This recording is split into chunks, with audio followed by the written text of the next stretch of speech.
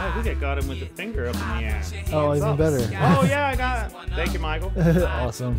So we are going to be live in 10 seconds here. 9, 8, 7. 6, 5. Wave high, Michael. 4. Hey, everybody. 3, 2. I wasn't in that. 1, and we are live with Mikel Weisser. Hey, how's it going, everybody? I'm taking a picture of you, taking a picture of me. There we are. Awesome, brother. Yeah, I am so bad about Instagram. I love Instagram. It's like living my life online. I always wanted my life to be an interesting story, and now I can share it with others. You are sharing it. It Yeah. is interesting. But yeah, Instagram. I'm just now getting into the swing of things with it. Boom.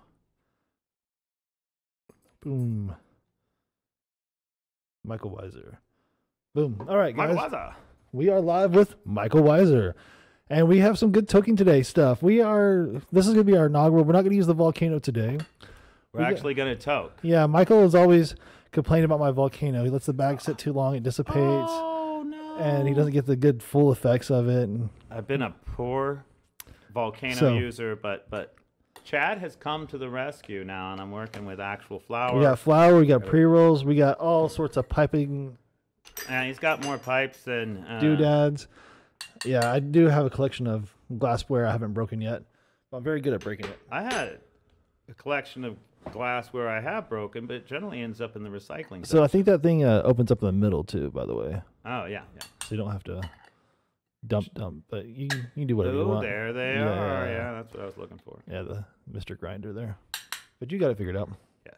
And also, speaking of pipes today, if you really want the big toke, wow. I have you covered, my friend. Now, folks, if people are actually paying attention at this time, text in to Chad, and we will use this prop for reality. Yeah, so if you want to see this happen, just leave us a comment. Yeah, leave a comment, And we'll do it. Why not? We'll make that happen. So, Toking today. Hey, Mike, if you pull up the OBS, you can actually watch it live better. So there you go on the red. So that way we don't get confused as well. Alrighty. So Mikel, what have you been up to? I mean, we haven't talked in a while. I've been slacking on these podcasts too. Oh, okay. Well, I have been keeping busy, traveling around the state. This last 2-week period, I charted my miles, and it was something like 2,300 miles of travel for the campaign. 2,300 miles in 2 weeks, yeah. Wow, brother. So what's your lease like on that car? Are you over the miles yet? Nah. Oh, yeah. I know putting the miles on the car is not easy on you, huh? It's not. This is, Beth and I started work, Beth Weisser, my wife, started working on politics in 10, so 10, 12, 14, 16, 18. So this is our 6th election cycle. Wow. And during a campaign season, I'm traveling 5 days out of 7. You're the only person I've seen be able to count in 4 years at a time. That's pretty interesting. Actually, that's how life moves for you, huh? Well, actually, life moves for me in 730-day units. Wow. Which is a 2-year cycle. Wow. But the 4-year cycle comes into play when you're talking about big elections, because every 4 years we have a presidential election, and that's when people pull out all the stops. It's interesting because I started out as a political writer and activist and a closet marijuana smoker, right? And now I'm doing political writing and activism on being quite open about marijuana. Right. So it's all came together. Now I've noticed before you've always had one pink cup, and now you've upgraded to a coffee pink cup here. So I think the caffeine intake has gone up, is what I'm seeing here. Is it your fuel for yourself? No, I am. So this is coffee for coffee's sake, and I used to use the same cup for coffee or cold beverage. Yeah. But I'm now switched to a smaller coffee cup, and due to a November diagnosis of diabetes, I have pretty much cut out sweet drinks. Oh, okay. So this is usually water. Well, it's usually melt ice. Yeah. Like it could be, who knows how long stuff will go. Like little remnant of something from one town's ice, and then some more ice, and then some more ice. And So you just go around collecting people's cups is what you're doing? No, not quite. But yeah, like I know I washed this out pretty thoroughly in Prescott last week. Last week. Yes, and since then it's had a continuation of beverage and ice. Yeah, but the coffee cup, it stays coffee, so there's no need to wash it. Just keep on adding to the in layer. case like I'm traveling around, because in the morning I try not to take this out, but it's getting hot again. Yeah. So if I'm still out and about and I finish the coffee and I finish all the extra coffee I can run into, then I'll start putting water in that cup till I can get back to the main baby. Yes. Well, it's good, man. It's good. I appreciate getting a chance to explain all this stuff because it's kind of like ritualistic in my life these days. Your pink has grown. Oh, yeah. It happens with old age, though. I got a couple of folders that are pink that I carry around. Yeah. One for the legislature, one for the campaign. My pink notebook here being prominently displayed in that view. Yeah. Yeah. Man, I definitely see it growing. Now when's the pink jacket? I think we need to see the overcoat come in. Yeah, I'm pretty sure we're not gonna. Well, somebody makes that for me. I'd wear it just to honor them. Yeah, of course. But I don't think I'm gonna be. It has to be a stylish moving in that direction. Though it is true, I recently purchased a new roll of pink duct tape and expect to use it in some way. I don't think you should make your own jacket.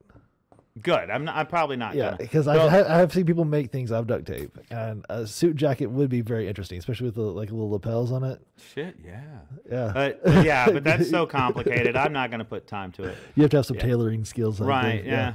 So this is very good weed that we have. I'm going to name drop. It came from Health for Life. Yeah. It's Grim DJ OG. So that's what that is. Now, when I got my Item 9 cartridge or Apollo pods here. I went to the Mint there, and they gave me 34 fucking free pre-rolls. What? Yeah. Well, we need to help with that. Yeah, I appreciate it. Yeah. Let me help you with that. That's burdensome. That is crazy, though. I got 34.7 gram pre-rolls. That was almost that was over a free ounce. Yeah. Of pre-rolls, man. They hooked me the fuck up. So that's on Wednesdays on Item 9 products. If you buy Item 9 products, they have flour, everything. For every $100 you spend, you get, or I don't remember what it was. For every so many dollars you spend, you get 5 free pre-rolls. It's pretty low. Yeah. But I got up to the max. 5? Yeah. What? Yeah. So I got 34 because 30 was the max, but the computer wouldn't let me leave without giving me more free ones. Was what it said. You poor guy. I know. So, what a terrible problem to have. Last time we went in, though, we were at our max limits because I got these ounces, and I can only get like 4 pre-rolls free or whatever, because of the... because you were at your max. Yeah. So they held them on your account? Nope, they did not hold them. No. It was a one-day shot. Whatever you're going to get, you can get. Type well, still... This is some tasty stuff, though. This is nice. Yeah, and they use actual flour. That's not like a sticks and leaves situation like a lot of free pre-rolls are. And this is like in store from the Mint. Is that right? Yeah. Mm-hmm. And it is called. I think this is gelato, or something. Guadalupe OG. Oh, Guadalupe. I know it was like a G and an O. And Guadalupe is an area in around. This is another Guadalupe. Yeah, that's what all 3 of these are. I think I got Serial Killer 2, but I just grabbed a handful of whatever I had on top there. Yeah, that's a little tiny town that's in between Tempe and Phoenix. Totally surrounded by the 2 bigger towns. I remember driving through there once. It looked like Little Mexico. It was a lot of pink houses, a lot of small houses. Yeah, it reminds me of home. Wasn't much of an economy happening in Guadalupe that I remember. I'm going to spark up another one of these. That way we each have ashtrays. Hey, yeah. So there we go. So this is Toking Today, and we are Toking today. Yeah, we are Toking I said, Mike, we don't smoke in the house. He says, fuck it, we'll smoke 2 joints. So yeah, you know me. We're doing it like this. You knocked your... April says she's missing out. She is missing out. You did knock your cherry off. Oh, I did. I'll fix that. There you go. Thank you. Good eye, man. I just found out as I was hitting it. So Dead air. we've been having an exciting Nice. time with the campaign, and I definitely want to talk about that a little bit because I got anecdotes and shit. So you But- people but- could do this without having a medical marijuana card. We had to spend $300 a year to do this. But Right. Yeah. If your idea legalization is to passes. make it legal. Now, I got a question Yeah. for you on the legalization. I went to California. I went and got their legal weed. Now, this cannabis here, I don't know if it says the percentage on it or not, but it's somewhere around, I would say 18% THC in my guess, Sure. which is 180 milligrams, right? Now, if we dip this in oil and then put that in keef, it would be way over that, right? Yeah. So I went and bought a legal sauce joint in California. It was dipped in their sauce, rolled in keef, and the whole thing, 122 milligrams. Yeah. Everything in the legal market in California is around 100 milligrams. There's nothing really strong. There's no shatter. There's no crumble. There's nothing, no real concentrates. And their concentrates like this are really low in THC as well. I am prepared to talk about that. So I would like to know. Yay. That's a good question because right now at the Capitol, we're facing a challenge on potency, a proposed potency cap.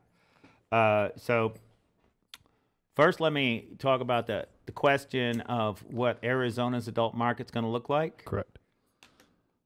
You are correct about potency issues being reduced for the adult use. They're not as burdensome or as onerous or ridiculous as California. Okay. But the maximum edible unit that you can buy is 100 milligrams, but you could buy you could buy an ounce worth of them. Sure. So you could buy more than one at a time if that's what you're really Now, interested is 100 milligrams 0.1 of a gram?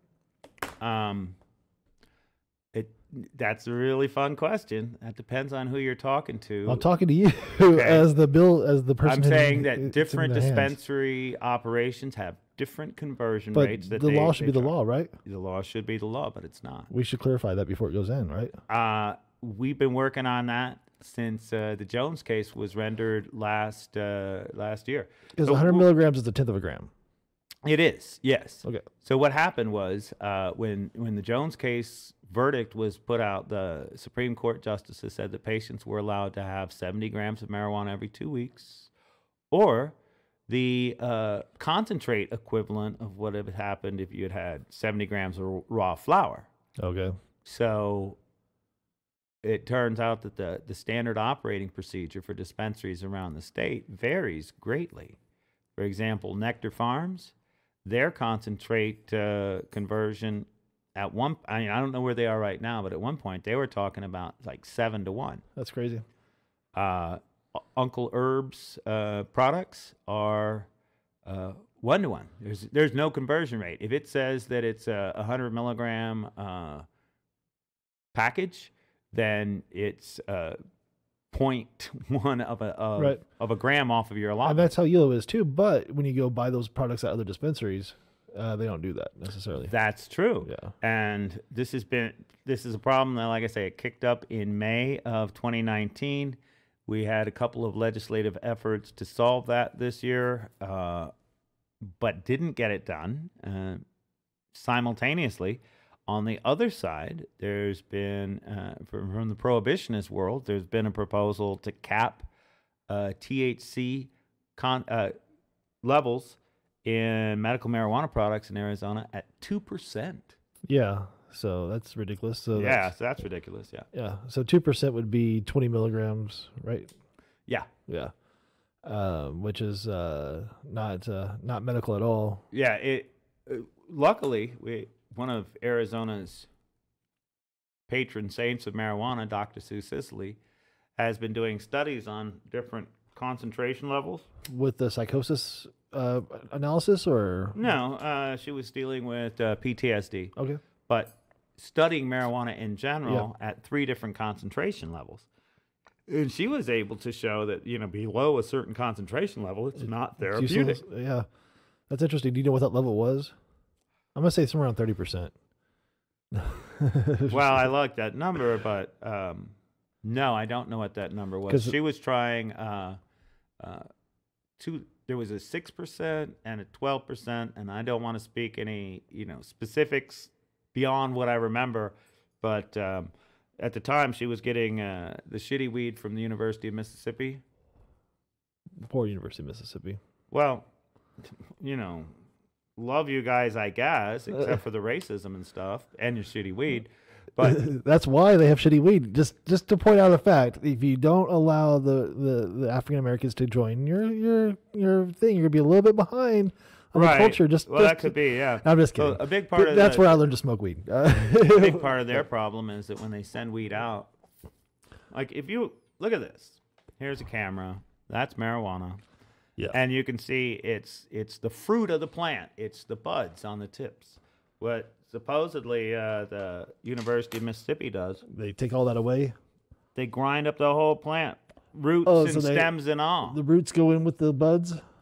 Yeah, and it all gets ground up. So that diminishes your percentages greatly. Tremendously, yeah. She was never able to get a marijuana with potency enough to do regular testing of what we expect in Arizona. Like a 12% THC level is pretty common. 12 to 18, people start getting on the middle shelf and asking $200 an ounce if they can get it up over 20. Yeah, that's unfortunate, and but it does take time and effort to get it over that. Right. Well, so on the 20th of February, I testified against this bill, this cap bill that we were just talking about. And one of the things that I noted in my testimony is that really, there were people smoking marijuana from the jazz age commonly going forward, and most folks were under-aware of it having like medicinal effects until they started getting better. Until they started getting marijuana that was better, higher concentration levels enough to be effective. Like if I have, let's say, a sprained ankle, right? My doctor says take some ibuprofen. I might take a 200 milligram. But if it's really hurting, I could take a 400. I could take all the way up to 800 that my body can use effectively. And people didn't know that marijuana was as good as it is at solving these problems until we started getting above this potency bugaboo. And, the prohibitionists are just using this as their latest prohibition bullshit. So, yeah. And did it stop? Is it still moving? Is it okay? So this was really weird. On that day, February 20th. Did you light yours yet? I got mine. Yeah. On that day, February 20th, there were 4 bills that were being heard. You put it in the well, I That's funny. I have a pipe in here that works as a little ashtray, so it puts out the joint immediately. I know what you were just gonna put that one away and then grab the next one. Oh yeah, just keep a pile of them. Well, right. That's what I would do. We already got 2 dead soldiers here, so we got more. That last one's going. Yeah, no, we got more though. But anyway, so there was. We fought for years to get positive marijuana bills into the legislature, and had like the last 2 or 3 years had stuff filed that never went anywhere. Right. So, so all of a sudden they file something on February. Yeah, that's part of the story. So on February 5th, Normal did our annual lobby day, where we get as many people to the Capitol, we educate them about the bills. Folks get a chance to talk about what is concerning them directly to their legislator. And, it's not like, hey, I like weed. You have to have like something specific. That's why we pick the month of February for this discussion, because by then bills are in play. It's not just some general vague idea that's got to start from zero. This is something that's already in the pipeline, and this pipeline is pretty complicated. I know that, like, I used to be a school teacher and show kids, I'm just a bill up on Capitol, and we all laughed and thought, well, that's cool. And sometimes I had the fancy schmancy chart that had like 29 steps involved. Yeah. Turns out there's like times 10, 29 steps. Just all sorts of intrigues and backwards and forwards and stuff. So we've been educating people. We end up with 41 in-office meetings on February 5th. 41. And another 7 in the hallway that were good enough to count as meetings. So this is 49 meetings or 48 meetings within the one day of on the one day. Yeah. Wow. And there's only 90 legislators. So you hit half of them. Yeah, we got half of them. And while we were there, Channel 15 covered some of our activity. Our main focus this year is autism as a qualifying condition. Okay. Okay, I'm going to mess up my headphones, but see that? Hats off to the woman, Brandy Williams. And now it's all messed. Yeah. Brandy Williams, who is the lead autism mom in the movement to try to get autism as a qualifying condition here in Arizona. Right on. She works with their national organization, volunteer I'm talking about, and last year succeeded in getting autism added to medical programs in 5 states. Wow. There's now a total of 17 states that have it. So, you know, and we now have studies, human trials from Israel, which people have been saying, well, there's never been any. No, now there has been. Yes, yeah. Israel's been doing a lot on that. Right, and they're all, this is an effective medication. Yeah. So it should be a slam dunk, but there's still all this political game. We had a bill get written for autism. 3rd year in a row we've had a bill for autism. But it was written by a Democrat, and at the Capitol, there's this politics thing. So it's a Republican House? Yeah, they don't just make laws, they make politics. And in the House, it's 31-29, so you'd think that would cause That's not too bad, yeah. Yeah, you'd think that would cause people to work together, but no, the people with the 31 are like, we've got the power, you guys are going to have to behave. Because there's 2 more. Right, because there's 2 more. Over in the Senate, it's more like 13-17, so the power is clearly in one camp's court. And this Democrat is Diego Espinosa. My hat's already off, so we'll leave it off for him too. Took up the mantle this year. We've had it filed twice before, and it so many times that's just like the good PR idea to get your bill filed on something you wish somebody would pay attention to. And sometimes they adopt those ideas. Pam Powers-Hanley brought out some idea, like she came up with the idea of the 2-year card. Right. The year before it came into play, and then Republican sponsors took that and ran with it. Mm-hmm. So anyway, Espinosa gets this bill filed, and just so happens, all this big effective lobby day, ABC News focuses on the autism moms, shows like a 90-second package, maybe 120-second package, pretty long for a TV news spot. Yeah. On Monday night. Wow. Tuesday morning, that bill, the Republican bill or the Democrat bill that's been dead the last 2 years, gets assigned to committee. But wait, what's more, Brandy Williams brings in all the autism associations, not just the marijuana autism, but like autism around the world, getting involved and like inundating them with emails and such. We even get a hearing for the following Thursday, which sets up the tone like I was referring to on these 4 bills being heard on the same day. So that February 20th, really, we filled up the room with activists and experts. Dr. Sicily's there, for example, on marijuana issues.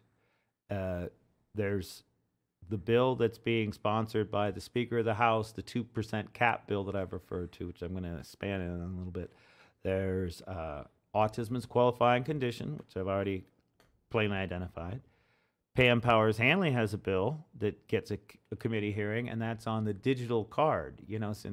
Since that card was rolled out in December, people all over the state have had problems. Oh, really? Yeah. Well, especially older people. Mm-hmm. The fastest growing segment of the medical program is older people. Like I'm 61. Right. People my age, they go all the way up. There's over 50,000 Arizonans who are 60 or older in the medical program. 2,000 of them are over 80. Yeah. Yeah. Wow. Yeah.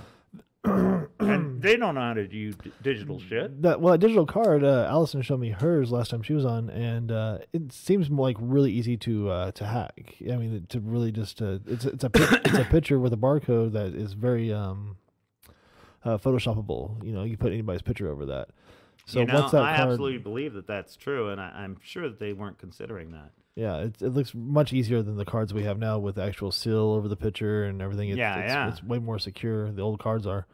Yeah, so I think we're gonna start seeing some fake cards start being sold and made Right. that way. So then the fourth bill that's being heard that day is being promoted by Dr. Sicily, and it's a study bill. Now this idea goes all the way back to when Will Humble was the director of the medical program.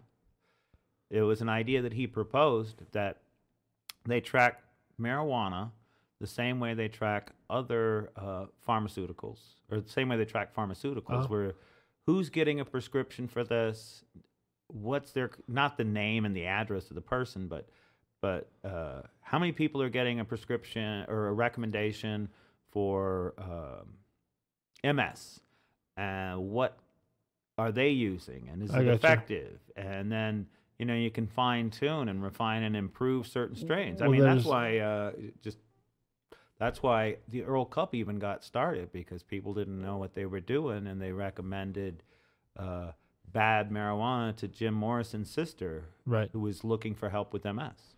It's to get those other qualifying conditions qualified at one of these medical doctor recommendation places. It's really hard. It is.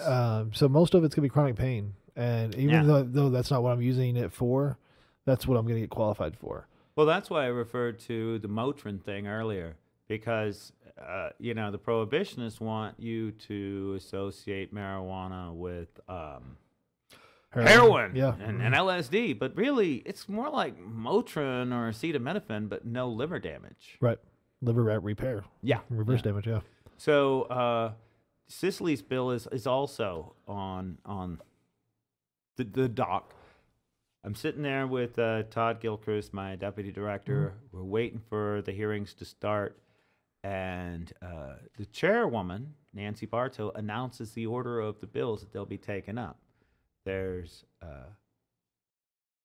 the Speaker of the House's bill is going to go first, and then some other stuff, and then we'll do the 3 remaining marijuana bills, boom, boom, boom, one after another. Okay. So I turned to Todd and I said, man, that sucks. Bowers is going to get to go first, and then he's going to make every other marijuana thing look bad. Yeah. And I turn over here, and there he is. Speaker Bowers is sitting in the chair next to me. Shit. Did he hear you? I don't know if he heard me, but he goes, right beside you. Wow. And then he gets up and walks off.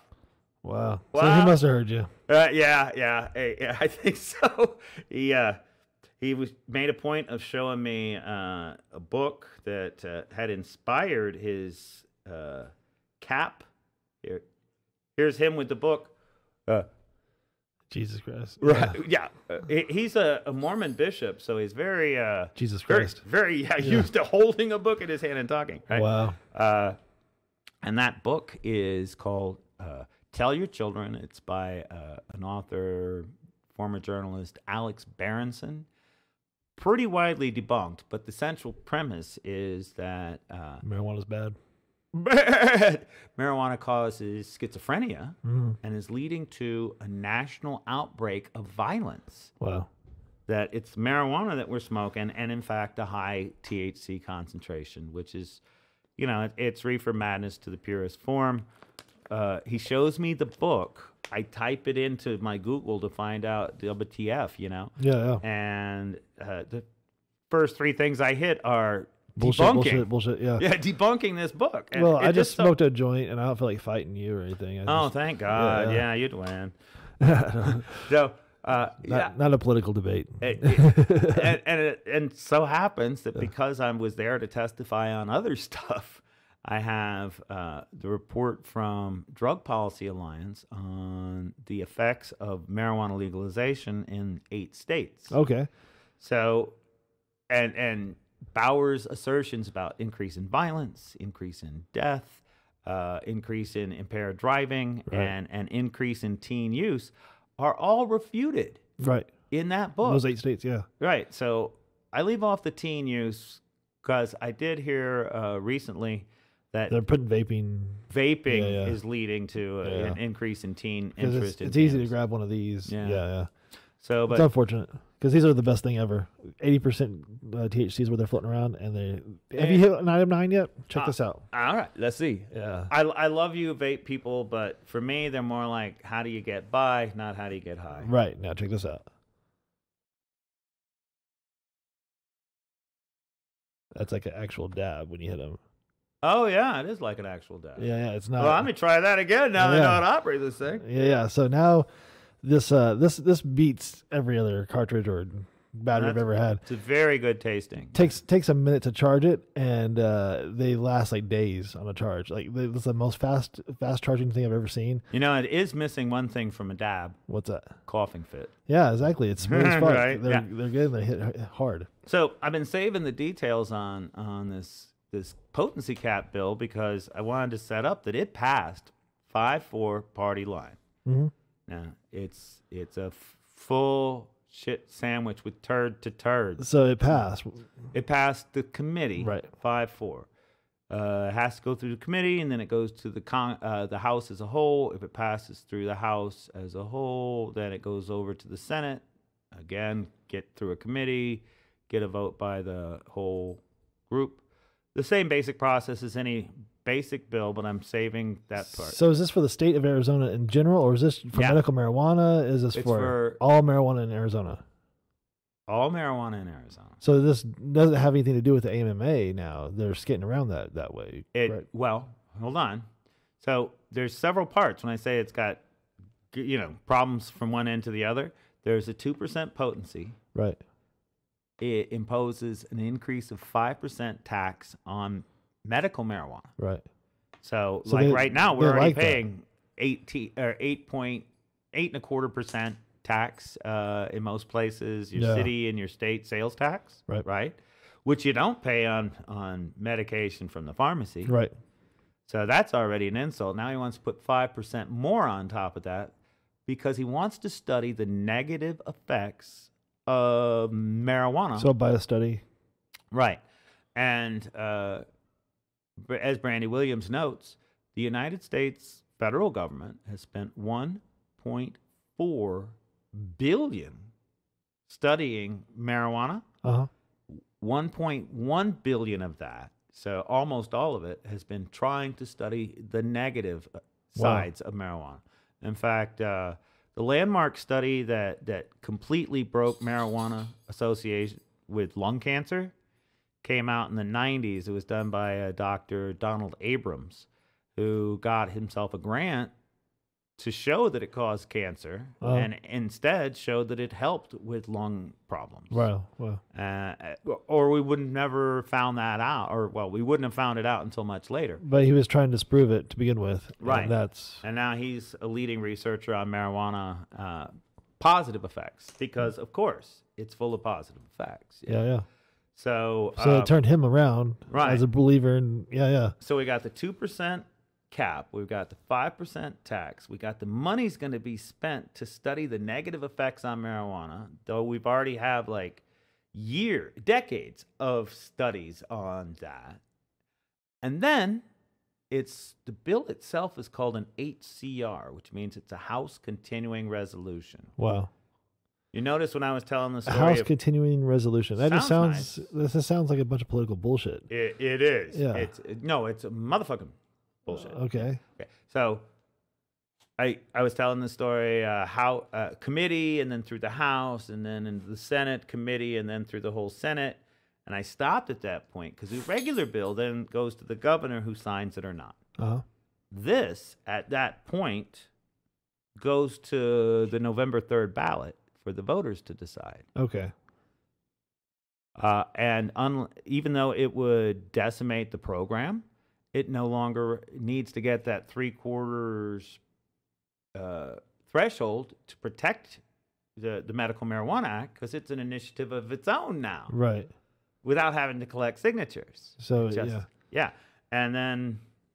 people have the choice of, wait, this gets worse. People have the choice of voting to kill marijuana or to legalize marijuana on the same ballot. Wow. So what's the kill marijuana? The HCR. Okay. So the 2%. Well, yeah, if you but you also legalize at the same time. Right. Wow. So it's like crazy. So it's like either it's going to pass or it's going to get destroyed. Right. So to make this worse, the next week, Brandy Williams and Autism Moms are there at the Capitol. Speaker Powers, let's talk about this. And he says, you know what? I'll take out the 2% cap and put autism in my bill instead. Huh. And then people get to vote on autism or not. And she's like, ooh, that's not good. Because now she's got the 5% attached to her. Right. Yeah. Yeah. So now she's in a bullshit position. Right. Yeah. So he just played her hand. Yeah. Mm-hmm. He just played her. And this part is now taking place on a time frame, on a schedule. Last week is the second, last week of February, second month of the legislature, is what they call crossover week. Uh-huh. And if your bill's going to live, it has to get voted on in the House and go to the Senate, or voted on in the Senate and go to the House, because they can start either place. Swap back and forth. Yeah. And she's in the spot of her bill wasn't being called for a vote. Wow. So now she needs something. Now she needs it, right? And so now it got political. Yeah. Meanwhile, Dr. Sue Sisley's bill, the study bill that's championed by Dr. Sisley, she didn't write it. It's sponsored by Kevin Payne. Look, definitely my hat's off to Representative Kevin Payne, who has been a huge help at the Capitol. And he's the guy that's sponsoring the study bill. So his bill does make it over to the Senate. Neither the autism bill nor the HCR 2% cap make it to the Senate or get voted into the Senate at that point. Okay, so now we just got Payne. Now, and there's another part to that. Now, over in the Senate, there's the effort to try to get an amendment added to Payne's bill to include the autism, which is way better than the HCR, right? Okay. But this is crazy. There's also a device at the Capitol called strikers. So as complicated as it is to get from the time you file a bill to the time it gets to the other chamber, right? It's not surprising there's like 1,900 bills get filed each year, and only about 200 pass. Right. Yeah. So when things are at that other chamber, sometimes people have put in what they call vehicle bills or placeholder bills. Innocuous little nothings that people wouldn't have any reason to vote against. Let's remove the word EST period and write in the word establish on all highway signs. Wow. For example. Yeah. Nobody cares, right? So it passes through the committee, it passes through the House, and now it's over in the other chamber where it might not even get heard because it's so insignificant. Like who gives a... Right. So people then take those bills and say, this is what we call a striker, a strike everything amendment. It's going to knock out all the language from the original bill, blank slate, and then put in all this new language, which I just wrote. So it's a totally new bill that didn't have to go through all the steps. Right. It's already halfway there. Right. Yeah. So... and nobody's paying attention to it. Right. And we're now in March and April are striker seasons where things that folks really wanted and couldn't get across the finish line could show up and rear their ugly head again. Huh. So I'm looking for at least one more move from Speaker Bowers. He's very clever and intelligent. He's a worthy adversary, I'll tell you that, asshole. It's like when I used to run against Paul Gosar. Not only is he cunning, but he's also energetic and capable. God damn it. Yeah, I think... Great kid, don't get cocky. We can use my new meme. We can't hear as well, but they heard it. Okay. Okay, yeah. That's a sound effect one there, yeah. So the effort currently is focusing on getting Republican senators to add autism as an amendment to to the bill that came from Dr. Sicily. I've talked to the man who originally created the idea or developed the idea. That's John Mandibles, American Legion activist at the Capitol, and somebody who's been supporting medical marijuana, though he's not a fan of it himself. Yeah. And he says that he doesn't find that autism is going to cause trouble with his bill.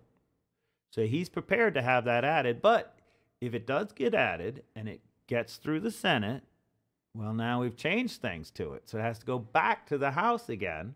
Well, at least what they call a conference committee, two representative or members of the Senate and two members of the House or two or three, that kind of thing, will meet together and figure out what the compromise is. Usually,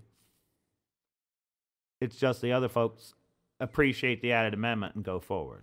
Okay. So these can just sneak right the fuck in. Right. Now, do understand, there's that.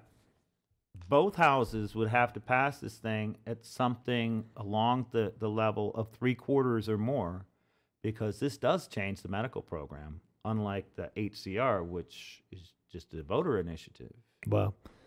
So if they vote 3/4, then there's no Voter Protection Act.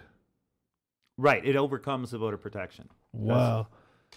But they have to, they can't, in theory, they can't propose something that is going to work against or not further the voter protection thing. Like, they couldn't have a 3/4 vote and say, no more medical marijuana. Right. Right. They have to be advancing the will of the people from the original initiative. Is it the will of the people, though? I don't know. It seems Will of the people is like almost a comic term. it's hard to get stocked up too at 2.5 ounces every 2 weeks too. So all that at the legislature is still going on right now. We won't know the final conclusion until mid-May at the end of May at the latest, because this is an election year, and the longer that they're at the Capitol, the less time they have to campaign. So that kind of works for our favor. It presses them to decision. Like last year, the session is supposed to go 100 days. It went 140 days. Huh. So we're having an extra long session, so everybody's getting wore out trying to push things through. Yeah. And then this 2% thing is just lingering over our whole medical marijuana program. Right. And keep in mind, like I said, there's 1,800 bills that were filed. There's probably 300, 400 that are still in play of those. And we're talking about 2 or 3 marijuana bills out of that whole bigger mix. So it's not even on their radar, really. Yeah, well, it's our job to put it on the radar. Yeah. That's one of the things that changed this year with the I have this fantastic scheduler, organizer working with me, Mike Robinette, who runs the Tucson chapter. Okay. And between him and Beth Weiser and my efforts, we were able to get that complicated lobby day where we met with so many representatives. Yeah. So instead of being off their radar, we put it on their radar. Nice. Yeah, and you can see there's the legislative day starts around 9 and ends around 3. Wow, so you've seen almost 50 people in less than 6 hours? Right. Wow. It wasn't easy to put together.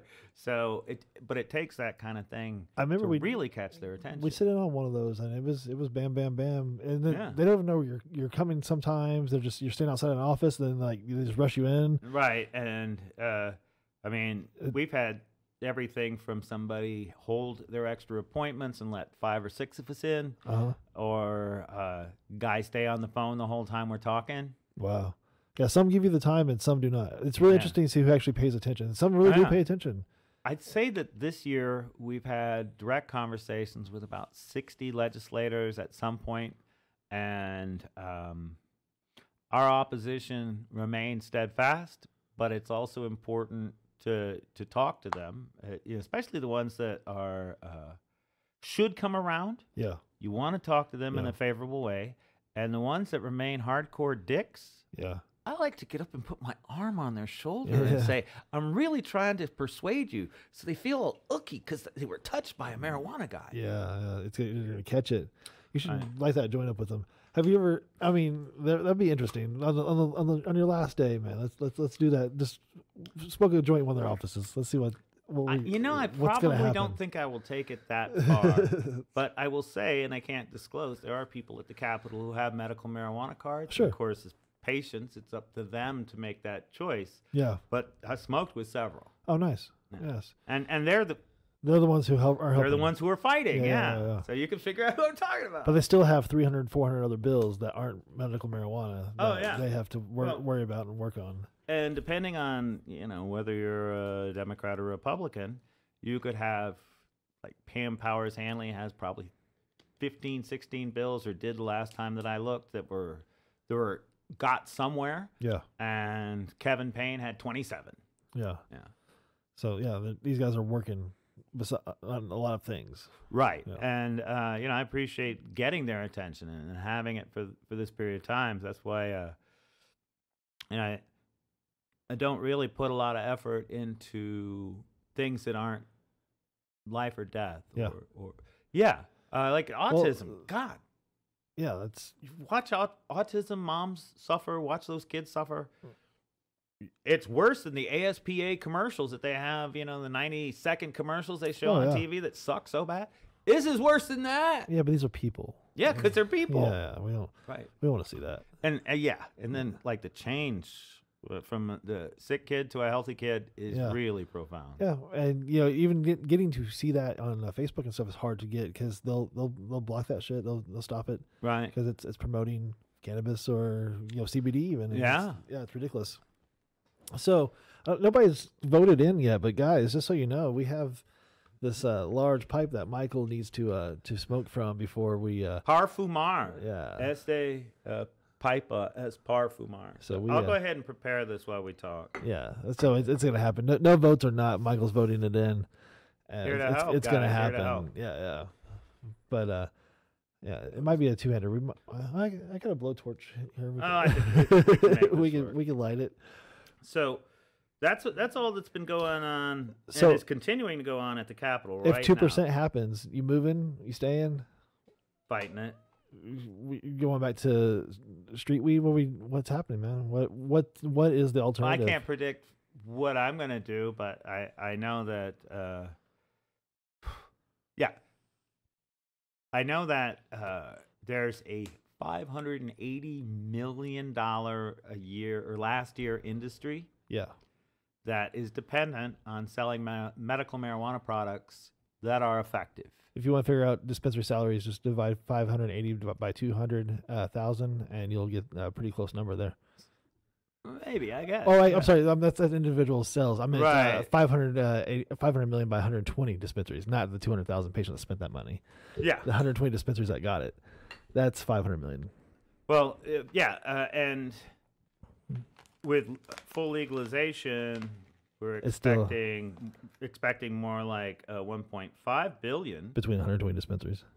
Well, no, the legalization is going to take the dispensary number up to about 150, 160. That's insane. There's 1,800 open dispensaries in Oklahoma right now, and there's 8 more that are medical licenses that are getting let this year. So between that's crazy though. I used to think just that was crazy, but then it's been so fucking hard to get anything. I want to work with this and then change it. If I don't like it, I'll keep working on I'm kidnapped, but my captors, they keep me fed. So I'll keep on working until they let me go. Yes. Eventually they'll let me go. I know they'll let me go because they like me. As long as the morale stays improved, the beatings don't return. Yeah, so it's working out. No, but it is working out as far as I'm concerned. I where we were next to what I can accomplish now, I'll take this deal and then we'll improve it later. I am taking this deal elsewhere. I don't know. I think I'm gonna have to get into the business that I loved and created so dearly so long ago, and am not allowed in. Well, and do keep in mind, my shtick has never been about whether or not I'm going to make $1 million off of the marijuana world. I don't even want. I haven't done real business since the 80s. Right. But you were a trimmer for a dispensary. Yeah. Well, I've worked for other people. And you saw those other people. I have my own company that does politics, of course. But you saw those other people barely make it. make money off of your trimmings and your work and all that, and you thought, well, that's good for them, right? I don't need any part of that. I'll keep on. Actually, it was more like I didn't care. No. What I was focusing on was I got money so I could afford to work my normal stuff. That's what the captors will teach you. Here's your bread and your water. That's all you need. But I got need more. I had goals, It's like I had goals. I have goals to see outside eventually. Yes. And the goals that I had set in front of me have made progress. We have the 2-year cards. We have the testing. Right. We have those were things that I started. But what happened in those goals though? We have the digital card now, and we have the testing. But who's testing it? Who's testing the testers? The state, by the way. Thanks for asking that. That is. Are they regulating this now? Are we starting to see some certified labs coming up? Well, we have certified labs that are operating now. Well, they certified themselves. They went through their own efforts to get certified, right? Yeah, they went through they went through their own efforts to get certified through ISO, which is the international standard. But it's not the Arizona standard. Well, it's en route to being the Arizona standard that kicks in November 1st of this year. Okay, so when that kicks in, are we going to start seeing the state of Arizona going, let me help you out here? Let me try out. You got it. There you go. You figured it out. There's a hole and there's a fish in the bottom with a bump in a log. You got it.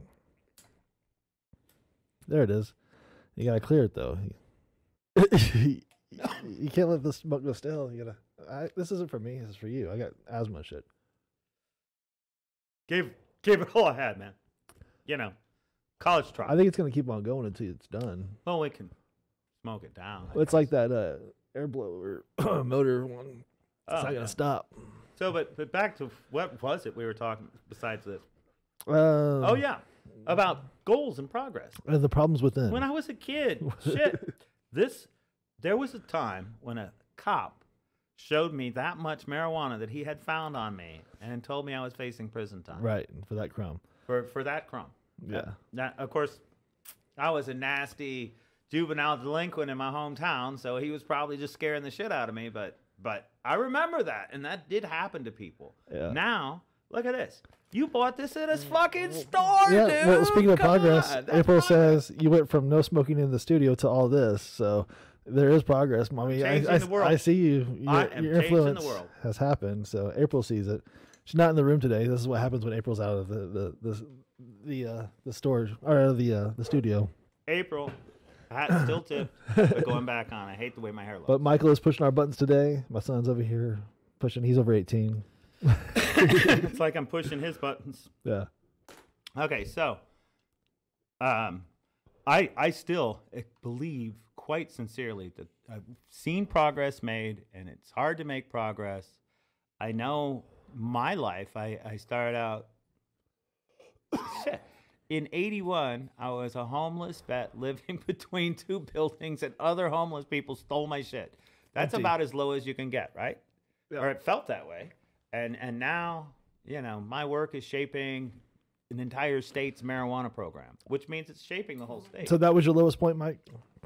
My lowest point, I guess, was after my first wife died, and I woke up and she was dead in my arms. That's a pretty low fucking point. Pretty fucking low, yeah. But you've had a lot of low points, my friend. And I think... Yeah, that's how I know how good feels. There's better out there, yes, of course. So I don't want to just make you point out all your low points every time you come on this fucking show, but we end up talking about this shit. But where were we going with? That's what happens when you try to fill 90 minutes. Yeah, it was an hour show, but you keep on making it longer. Oh no, I'm kidding. Once again, the influence of change from Mr. Weisser here. Well, so I do this whole argument all across the state. At the Capitol, it's real intense, but that's going to end in May. And then it'll be the next thing, which is back to the legalization and more fully focused. I mean, I'm giving it about 2/3, 3/4 time as it is. Did we ever discuss what the potency level was going to be in the legalization? There's no cap. So I think that's where we started with this whole thing. There's a size of dosage on an edible, but wax is still there. So we can get RSO these is 80% still there. cartridges and good stuff. And keep in mind, if you don't like so you can legally get RSO. Anybody from out of state can walk in and buy RSO in our legal dispensaries if we pass this. That's what I believe. So, Wow. but and then keep in mind, we wanted to make sure that our medical program did not collapse. Right. Other states have had terrible, consequences for the patients. I saw it personally in Colorado in 2014, the legalization when it happened, and there was nobody in the medical marijuana dispensaries. They were all in the legal spots. So we kept. I mean, it's not a nefarious motive because it's for good public safety, due to people's first timer inexperience. Mm-hmm. But we capped the adult use thing, but didn't cap the medical program at all. Okay. So the medical program remains what it is right now.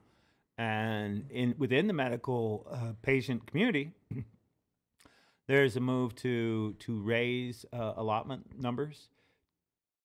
And yeah, if we pass the adult use, I'm pretty sure we'll get that within a couple of years. Yeah.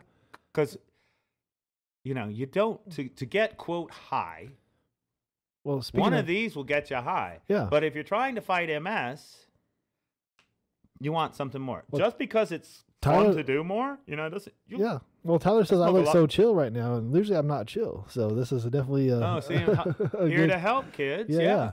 But even like that. So with the allotment, like you're talking about, are you gonna be able to transfer the 3.5 grams you just smoked onto my card? Because I need to get that later. That's. Well, let's see. okay, I'm gonna say I don't know what happens for adults if people are really. I mean, let's face it. You give this new frontier, there's going to be folks that are exploiting the new frontier. Yeah. When the line was here, there were folks there. Move it, they keep going. Right. There's going to be folks trying to how much stupid shit can I do before I get arrested? They'll find out, right? Well, that's not legalization now, is it, my friend? Isn't it? Is we getting arrested? That's What do you get arrested for? Do you get arrested because it's marijuana? Or do you get arrested because it's stupid shit you're doing? well, yeah. Is it? Yeah. Let's be serious. I work for marijuana consumers from one end to the other, but occasionally I get a call from somebody. I had a call last week, so I stopped using marijuana when I got pregnant and have not used marijuana, and now my baby's so many months old, and I have a medical card. When I told my caseworker I had a medical card, suddenly they're trying to take my baby away from me, but my baby and I aren't using marijuana now. Right. Everything from that to, oh man, I was arrested. It was so unfair. Well, did you have marijuana? Yeah. Do you have a medical card? No. Did you have more than the 2.5 ounces that you could have as a medical patient? Yeah, it was about 33 pounds. Well, dude, of course, I can't help you with that. That's where. But I got caught. Get me out of jail. Right. Yeah. So you get these calls all the time, though. Right, I do. Normal, Yeah. exactly. Yeah. So what I'm trying to get done is improve what I can, and it's like triage on the battlefield. There's 18,000 people get arrested in Arizona every year. Yeah. That's a big. That's like D-Day numbers. Well, are they getting arrested for stupid shit, or are they getting arrested for marijuana? Well, so that's why I'm trying to get it to where it's not marijuana. I've always had marijuana, but I've never been arrested for it because I don't drive down the road smoking a joint. And I wouldn't encourage anybody to do that. Yeah. So I just think I've seen people with bongs in their car before. I've seen driving down the road.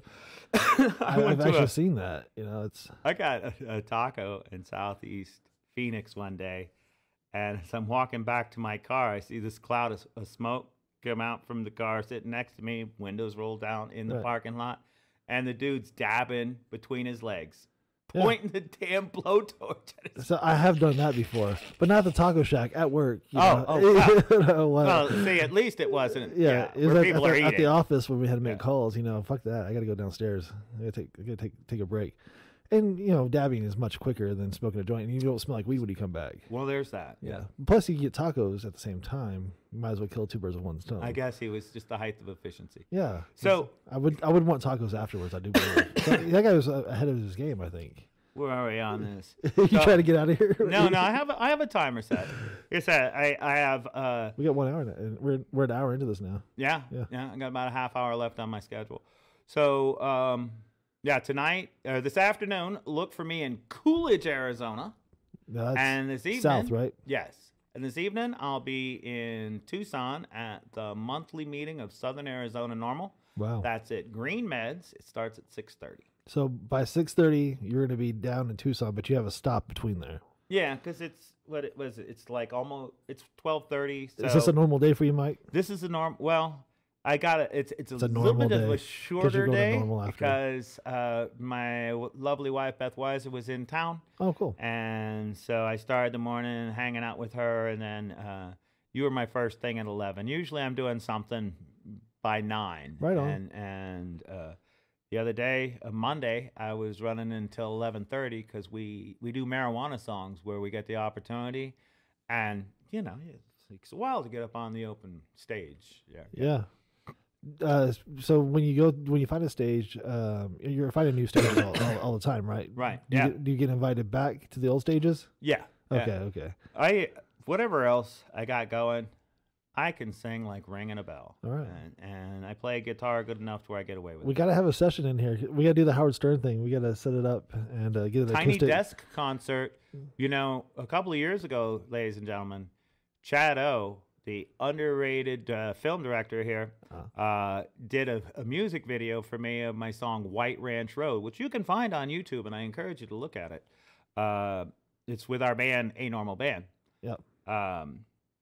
So that was for a Tiny Desk concert, I think in 2016. Uh-huh. And now there's a new Tiny Desk concert, and we have that song that I've sung or quoted here in your office, Jesus or the Jailer, is actually a full production now. Oh, because the same time I think you're trying to hit me up for any music videos. What you're trying to do is what I'm doing. Yeah. I have until the 30th. At the Peter Wilson, my lead guitarist, fellow bandmate from the beginning, he and I both wrote songs based on the phrase Jesus or the Jailer. Oh wow, that's crazy. They're similar, but his is kind of comic and spoken like within the church, and mine is from somebody who is a Christian but not accepting the church's prohibition. Ah, Right. Mine's like old-fashioned bluegrass rave up. It's neither Jesus nor jailer, that kind of thing. Huh. So I'm doing that anywhere I can get a stage. I finally performed it in public this week at the Starlight Lounge. Tuesday night open mics. Nice. And I'll be at the Spirit Room in Jerome on Wednesday the 18th. Jerome, I love Jerome, right? I've never been up there. I want to check it out. It's pretty funky, and it's on a mountain. I have some pretty gold claims around there. I think I belong to some clubs now. There's a lot of gold mining goes yeah, on. There's still active mines, so get down, bro. I'm gonna go up there and check it out. Okay. And then the 19th at the Raven, which is a famous bar in Prescott, just off the courthouse. Prescott Rhymes with Bescott. And then in Northern Glendale on the 28th at a CBD store's grand opening. All right, which one? Good job. Yeah. That's embarrassing. Shit. Are they close to my store? How come you haven't sung in our stores, but you're singing at other people's stores, Michael? Well, because I responded to the suggestion, and I said that I would go there and collect signatures. And then my buddy Peter Wilson is buddies with these same people, and he said, "Hey, let us do a show there." And she said, "Yes." So it just came together actually yesterday. But So you won't bring a guitar in my show, but I you'll will. open up other people's stores. I will bring a guitar here, and I bring it here. I share or my in weed. I share my Oh. mic, and this is what I get. You're telling me about other stores you can't even remember their names, but you're gonna go and grand open them. I don't have grand openings anyways. My openings are never grand, so I don't ever do a grand opening. Once we get grand, but we'll dude, have you're a grand so opening. grand. We'll Or get you more could have grand. a CBD store on Grand Avenue, and that would be cool. That's a terrible idea. Why? Have you seen Grand Avenue? Where would you put it at? The Lucky's there. We'll turn that to a CBD store, and it'll last about 3 months, like everything else. There. The nightclub that was Third Space closed, so there you go. Where's that at? Grand and Taylor? I don't know. Pierce. Grand and Pierce. For all you locals out there, you should have supported Third Space. Now I won't have. Now I have to open up a CBD store at Third and Pierce.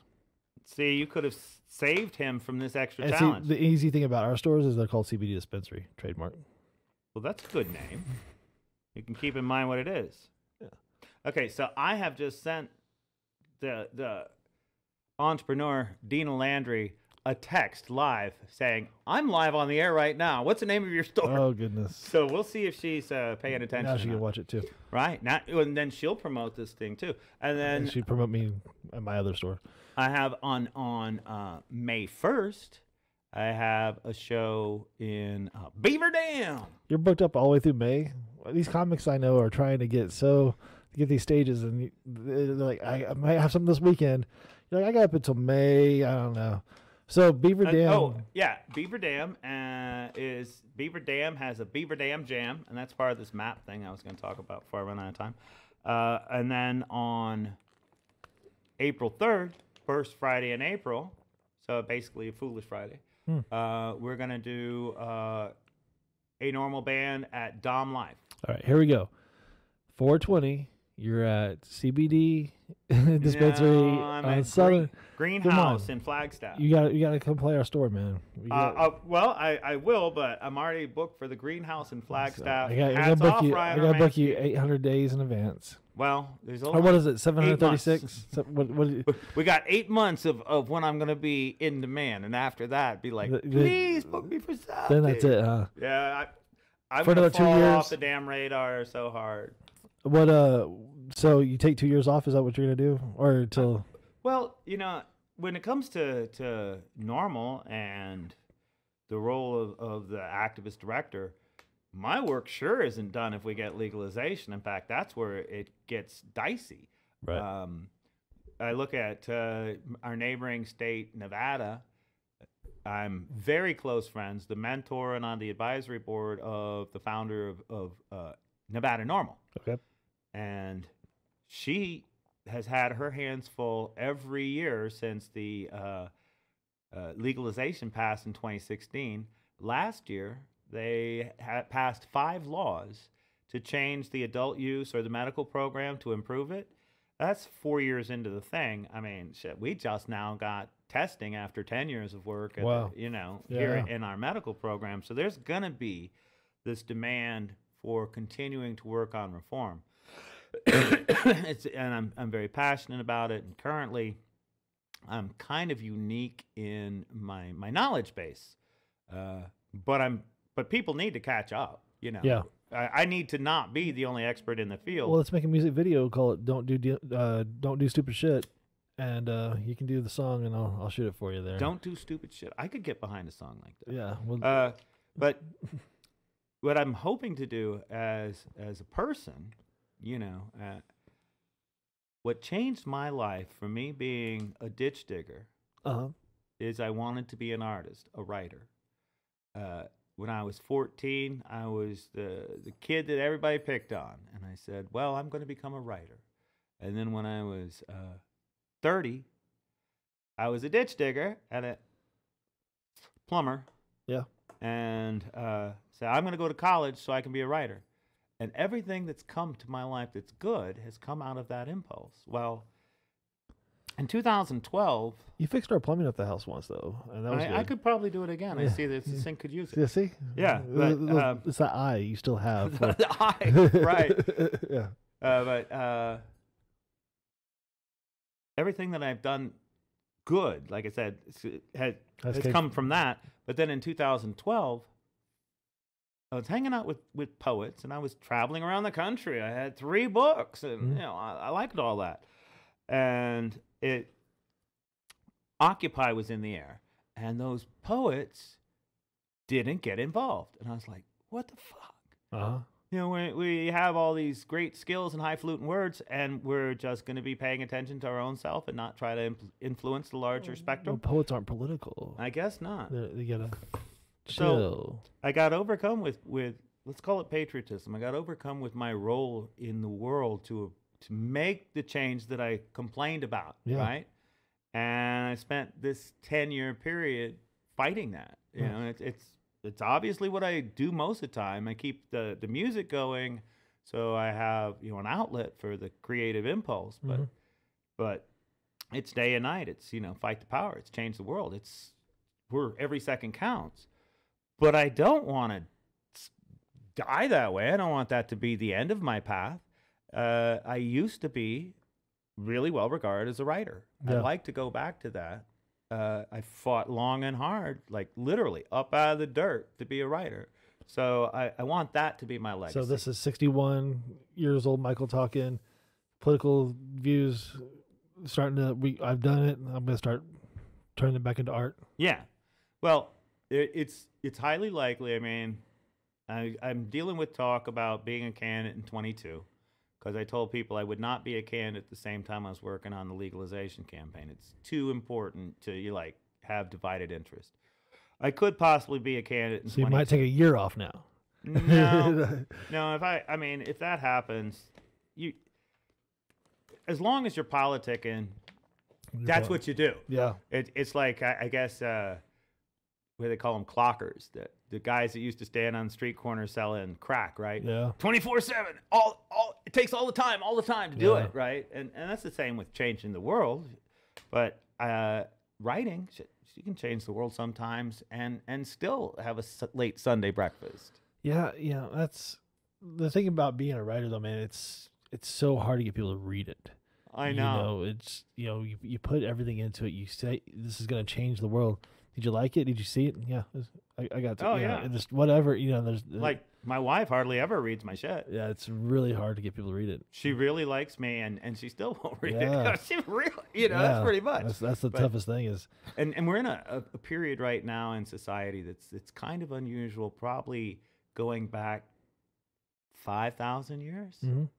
That as a writer, once upon a time, this stuff, this paper object with those scribbles on it, was my writing. And then there was another time where people were printing stuff. And there's books and there's newspapers and magazines and you can go to the Library of Congress, look up the stuff from 1700, whatever. Right. Well, starting about the 90s, writers, both the creation, what they write, they don't have to print it. They email it to the publisher. Right. So there's never actual paper. Like I had articles that were read tens of thousands of times when I was a political writer in the late 2000s with the website Op-Ed News and Dissident Voice. Uh-huh. But there was never an object that was printed. Yeah. And now, like, that computer's broken. I can't get back to it. So yeah, that's it. It's but here's an awesome opportunity now. We have this spoken word. We have this studio. We're recording this right now, and Audible's out there. There's a lot of opportunities to take this format and put it out there. And people do listen to this bullshit all the time. They listen to it right now. Yeah. So it's just this whole generation though, or multi-generations, because I'm an old fucking, there's younger people, but especially younger people whose entire literary output is based on electricity. Yeah. It's ephemeral. Yeah. So, but the good thing about energy is it can't be destroyed. It'll be transferred. So transfer that energy into those people who are listening to it, man. Repair that old laptop, baby. Yeah. Did we see Michael just eat that joint? Get that. Well, this was there's like an ashtray in front of him, but he could not resist. So I had Ozzy Osbourne this shit. Bit the head off that motherfucker. Right. Bit the head off the bat. Yeah, it is a bat. Yeah, see, bit the head off the bat. Did you just come up with that, or have you said No, that before? I've been waiting to I was actually hoping. say it out loud to people. Yeah. This is probably the first recorded, Yeah, just I because I wrote it. didn't invent it for you. You should have said yes. You should Nah. definitely said yes. Then. The other kind where you have like Nobody else has heard it to verify. You should have definitely said yes. I'm sure I've said it to people, but this is the first time it's recorded. The other kind where you eat the tail end of this Yeah. is to Renfield, because you're eating the roach. Yeah, it's not as good as the biting the head off the bat. That's to Aussie it. Yeah. But Renfield, I don't get the. You gotta explain more. So Renfield is the slacker henchman for Dracula, and So you gotta be well educated now. Dracula educated as Dracula. You have to be read and studied or movied. Just be But movied. Dracula. So to know the sidekick. I'm not 100% sure that has ever been said in any recent movie. Hey, see, there's this guy with the white shirt, and who's that? What's he doing? I bet you know that one. Not so See, good. But yes, You're well-read. this is a movie that I've seen recently that they actually do say the names of the people in. oh yeah. Oh, anyway, that person has not been mentioned in a while. Renfield doesn't get full vampire status because he's just a servant of the vampire. And Now we're getting into the book. so instead of feasting on human blood, he has to go with animals or insects. Yeah. So he's seen in the novel and in the earlier movies eating bugs. Yeah. In I get it. 1978, I played Renfield in See, this is college this is thing. why see, this is where it came from. You can't just say like everybody knows this. You've actually been this character. been this character. And you're Right. trying to bring it back to life with a little education. You just drop that in like, just check this out. And then now I was a theatrical actor. And when I played Renfield in 1978, upon the many of the crowd, there was tear. There was not a dry eye in the house, but yes. There was plenty of dry houses. But to get to There wasn't a dry seat in the whole house. The darn map thing. So this is an Arizona map broken down into legislative areas. And this is what's taking like 2/3 of my time right now. All this stuff that we talked about, the legislature and the fun and games, definitely fun, definitely games. But I'm trying to legalize marijuana. That's the big thing. And in 2016, the rural parts of the state voted no, and the urban parts voted yes. It's crazy. If you look at central Phoenix, I'm going to show you first the back side of the map, which has close-ups of the urban areas. Okay. So. See, now you can tell you're over 60 with the digital age here. Right. Well, I can carry the microphone, around whether or not I have electricity and use it, right? Yeah. Okay, and you'll see that there's green dots in the center of the map. That's because each one of those legislative districts voted yes in 2016 on marijuana. And they voted yes, not just a little bit. Some of them voted yes all the way up to 72%. Like if you live in central Phoenix, along Roosevelt or along McDowell, say from 17th Avenue over to like 24th Street, that kind of area, 72% yes. Or you can look at Tucson here. And again, the urban areas of Tucson voted yes. And all around them, it's kind of dramatic here. All around them, it's a no. So my job with the campaign has been to go to the rural parts of the state where people said no and try to find the yeses and empower them and get them active to change the culture. Yeah. I just came back from the most amazing experience with that when I went to the part of the state that's called the Arizona Strip. Okay. Have you heard of the Arizona Strip? I have not. So is that like the Brazilian, but it's a little bit hairier? It's quite hairy, yes. So the Arizona Strip is this part of the state. Again, sorry about. Oh, the map's not as bad as I thought. Oh yeah.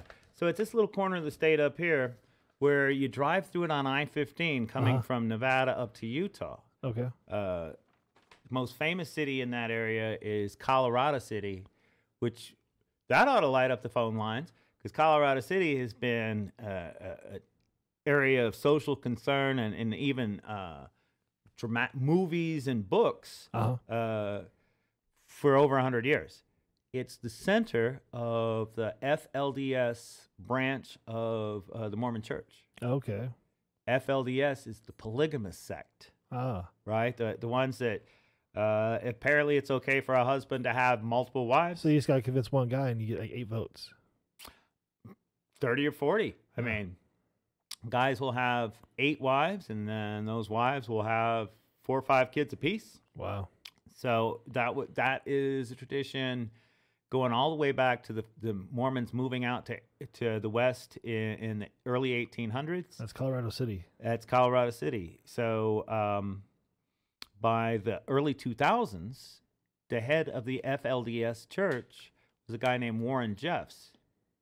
And Jeffs was brokering marriages between families to help have political power and also numbers. Wow.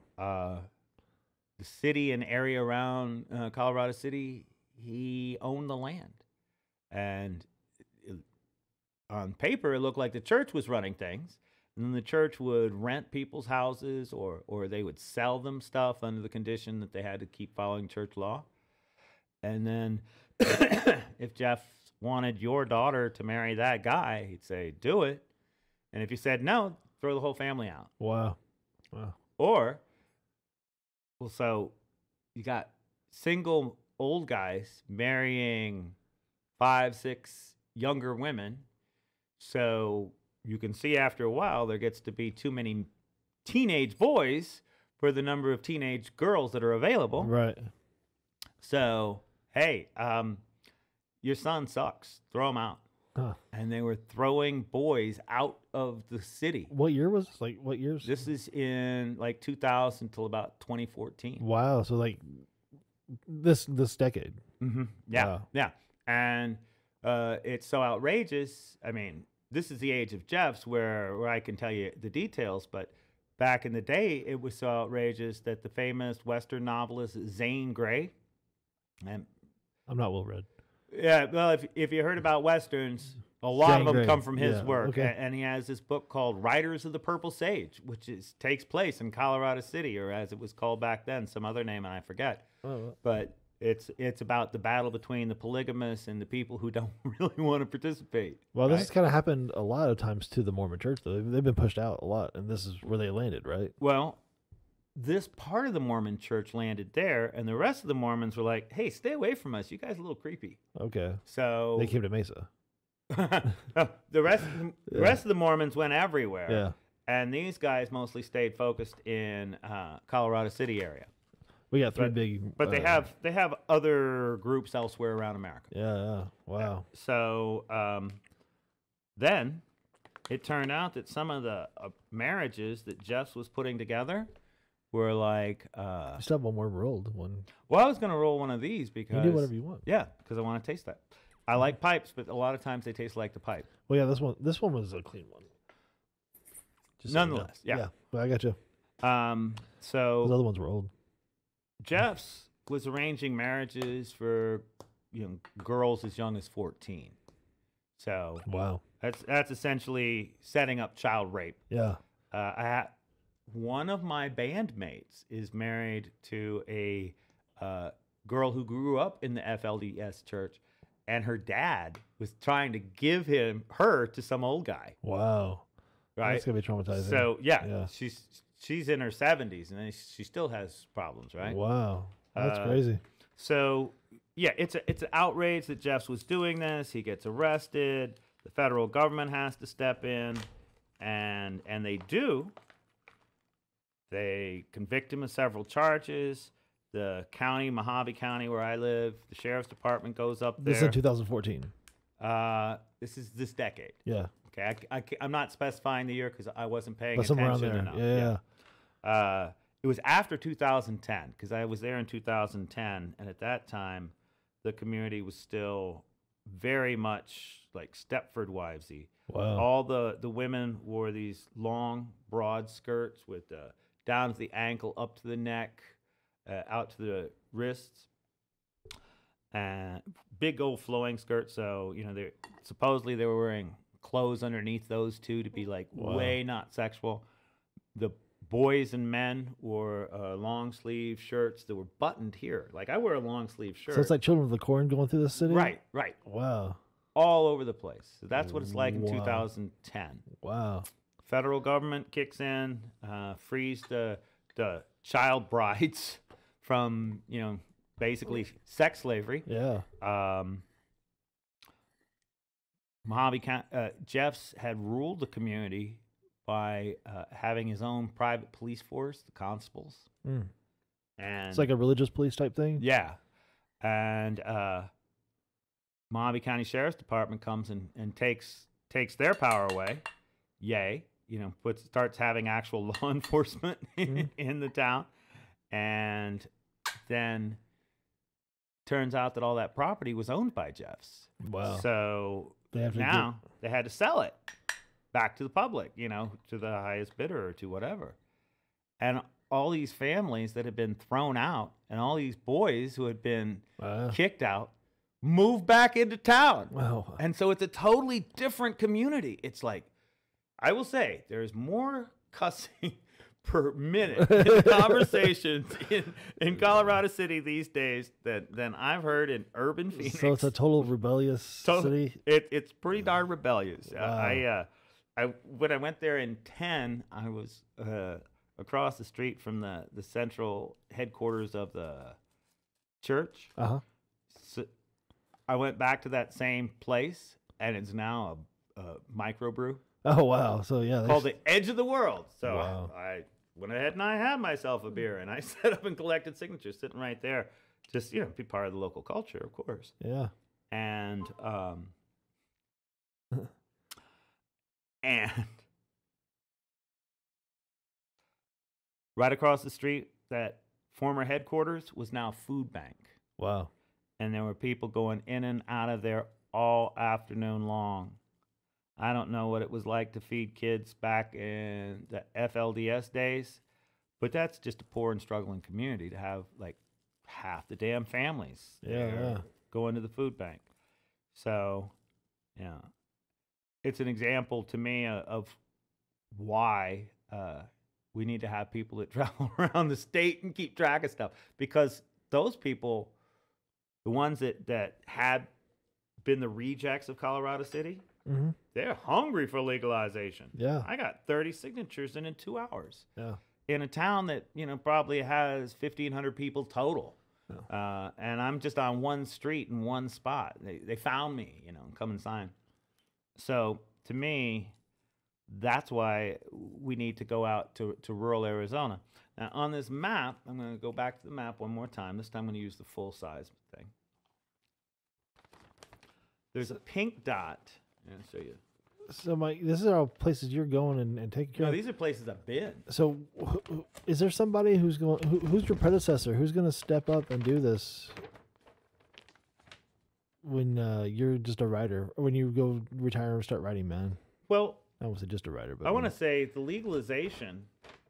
If that's solved, then it becomes a different battle. We need to work at the Capitol. Like I said.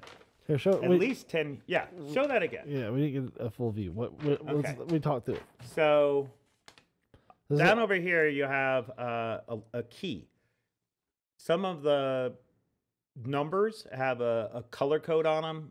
The ones that have a pink box on them are places where people voted no.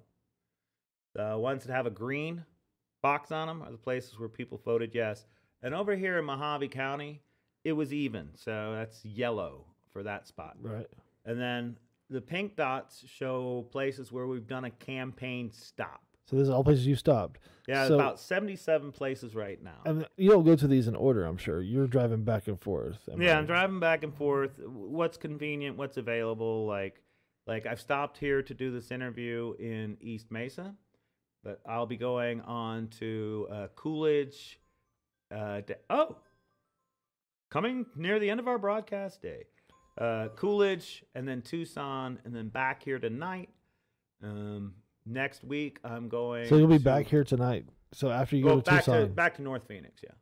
But after Tucson, you're going all the way back to Phoenix. Yeah, and then I'll be back in Kingman area on Saturday. Do you change your own oil in your car, Mike? Are you stopping off and getting this done? I do stop off and get it done.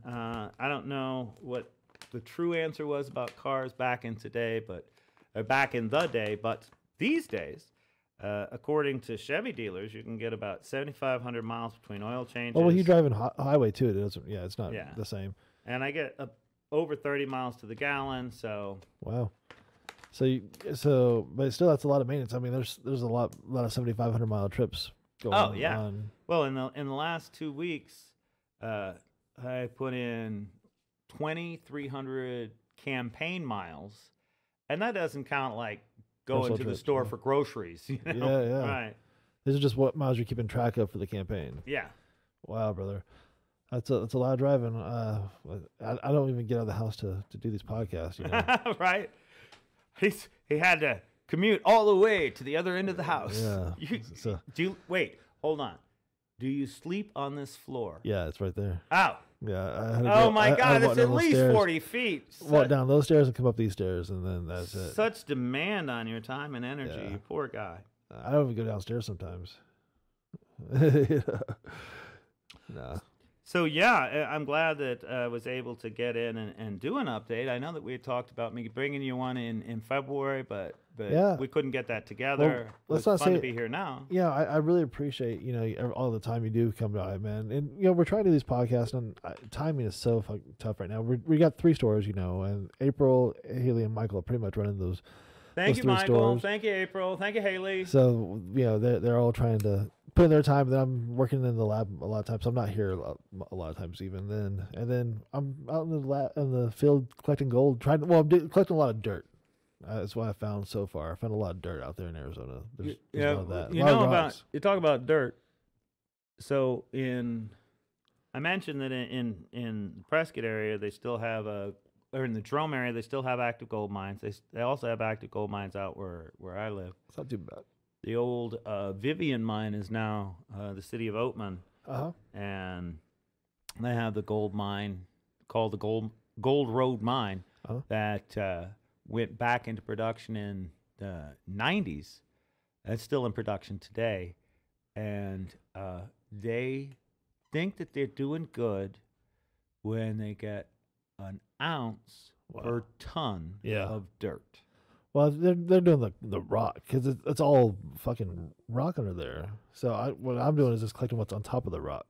I'm just telling you, if you're that's a lot of fucking rock to drill through, and they're getting an ounce per ton of rock. Per ton. Yeah, that's a lot of rock to move and blow up. That'll make you a rich man if you get that much return on this project. So go, man, you go. That's a lot of tons. I don't want to do that because I'm carrying it back here to the house too. Well, somebody's doing the cleaning. I'm picking it up at the dirt. I'll show you before you leave, man, what it looks like. I'm trying to refill the yard now. Oh, well, good. It'll be 6 feet higher when I find some gold. But, a ton of rock and a ton of dirt, it's not that much. It's a lot of, it weighs a lot. I've been carrying these fucking buckets down these claims. Oh, I understand. That's a lot of fucking weight. I'm beginning to get the feeling you're not being metaphoric. I wasn't either, but I thought you were just like, I'm out there. Oh, you're literally gold mining. Yeah, I'm digging holes in the ground, looking for dirt, for gold. Okay. I figured weed and everything, if you take us down to 2%, I gotta. Weed's too expensive. You have to have some kind of supplement. I gotta dig for gold and find something. That's just great stuff. Yeah. Yeah. So. Well, thank you so much for giving me this time to blah blah blah. And we've once again seen my soul bare. I tell you, I feel like we come on this show and I'm competing with Elon Musk and Joe Rogan, so I better bring out something. You said this, and I've had 2 people come on my podcast. One of them I did not air. 2 of them have bared their soul, and 2 of them have requested that I do not air that podcast. So I'm gonna have to start doing waivers or something. Well, because I guess I don't know. I'm Barbara Walters doing this shit somehow, and I'm getting these these interviews of some sort of degree that people just can't believe they said afterwards. Right, right. Probably the weed. That might be the weed. So they are under the influence. I need some kind of contract beforehand, probably. When I did interviews for money, interview like the real thing, not like this. Right. I interviewed the writer Dave Everson. I interviewed people in Springfield, Illinois. When you're a professional, yes. Yeah. And folks generally talk about 7,000 useful words an hour. Wow. And you type that shit up, and it just takes forever. Yeah. I can imagine a transcript of what we just said. When you publish it, you get 500 words, Yeah. 1,000 words. So, it's like hardly anything of what the person actually said can get to the final version. That's one of the things I like about this is... everything gets heard. Yeah. I mean, as I said earlier, I live my life like a narrative. It's a story for me. I'm out there fighting every day and something I believe in. And I'm an artist, so I want it to be an entertaining story. This gives me a chance to That's how I feel about this. This is my documentary of of what's going on. This is my what I can get, and this is my legacy of what it is. So I'm not gonna delete anything. If they unfortunately they don't want to be my friend anymore, I'm sorry, but it sucks that you came to my house and valued my time enough to delete it. Wow. So that's my high point of view of it right now at this moment. So all you people out there in ChadO viewing land, let's get a letter writing campaign or texting or something, calling for him to film Jesus, or let's see, actually the official name of the piece is JVG Deathmatch. JVG Deathmatch. Film that here in the studio. All right. Peter Wilson, me, Stan Wyrick, A Normal Band, we'll rock your house. All right. And then you film it. We'll take down this wall and we'll move it all back. This goes back another 10 feet. So we can...